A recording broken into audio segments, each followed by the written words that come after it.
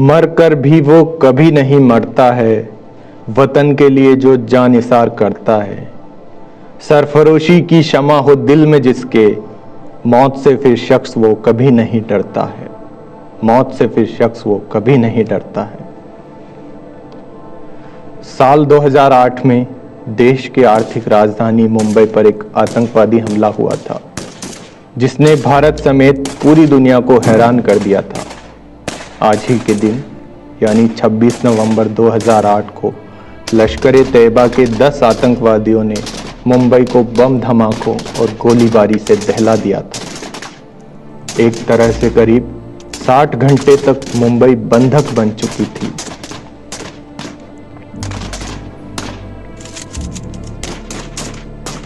इस आतंकी हमले को आज 13 साल हो गए हैं, मगर यह भारत के इतिहास का वो काला दिन है जिसे कोई नहीं भूल सकता। हमले में 160 से ज्यादा लोग मारे गए थे, 300 से ज्यादा लोग घायल हुए थे।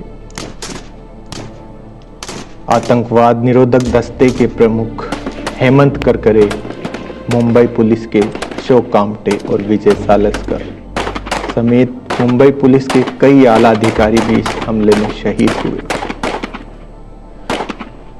मुंबई हमले को याद करके आज भी लोगों का दिल दहल उठता है।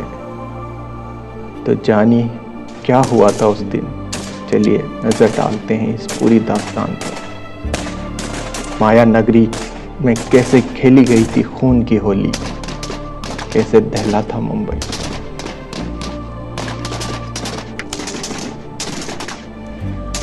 छानबीन से जो कुछ सामने आया वह बताता है कि 10 हमलावर कराची से नाव के रास्ते मुंबई में घुसे थे। इस नाव पर 4 भारतीय सवार थे, जिन्हें किनारे तक पहुंचते पहुंचते खत्म कर दिया गया। रात के तकरीबन 8 बजे थे जब ये हमलावर कोलाबा के पास कफ परेड के पास मछली बाजार पर उतरे थे। वहां से ये 4 ग्रुपों में बट गए और टैक्सी लेकर अपनी अपनी मंजिलों की ओर रुख किया। बताया जाता है कि इन लोगों की आपाधापी को देखकर कुछ मछुआरों को शक भी हुआ और उन्होंने पुलिस को जानकारी दी, लेकिन इलाके की पुलिस ने इस पर कोई खास तवज्जो नहीं दी और ना ही आगे बड़े अधिकारियों या खुफिया बलों को जानकारी दी। रात के तकरीबन 9:30 बजे मुंबई के छत्रपति शिवाजी टर्मिनल पर गोलीबारी की खबर मिली। मुंबई के इस ऐतिहासिक रेलवे स्टेशन के मेन हॉल में 2 हमलावर घुसे और अंधाधुंध फायरिंग शुरू कर दी। दोनों के हाथों में AK-47 राइफलें थी और 15 मिनट में ही उन्होंने 52 लोगों को मौत के घाट उतार दिया और 109 को जख्मी कर दिया।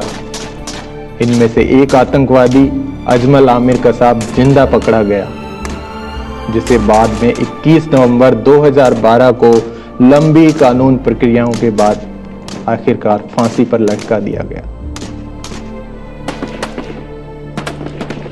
आतंकी ये कहानी यही खत्म हो जाती तो शायद दुनिया मुंबई हमलों से उतना न दहलती।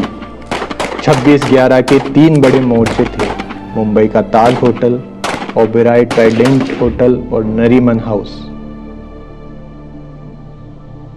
जब हमला हुआ तो ताज में 450 और ओबेरॉय में 380 मेहमान मौजूद थे। खास तौर से ताज होटल की इमारत से निकलता धुआं तो बाद में इन हमलों की पहचान बन गया। लियोपोल्ड कैफे और छत्रपति शिवाजी टर्मिनल से शुरू हुआ आतंक का ये तांडव ताजमहल होटल में जाकर खत्म हुआ, लेकिन इस बीच सुरक्षा कर्मियों को 60 से भी ज्यादा घंटे लग गए।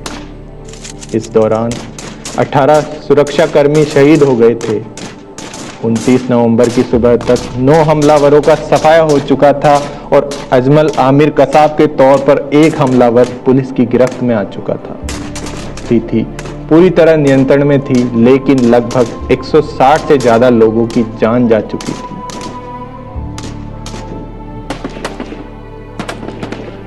आज भी माया नगरी के जहन में 26/11 की वो खौफनाक यादें किसी डरावने ख्वाब से बसी हुई है। शुभ 24 न्यूज चैनल तमाम दिवंगत आत्माओं और शहीदों को अश्रुपूर्ण श्रद्धांजलि अर्पित करता है।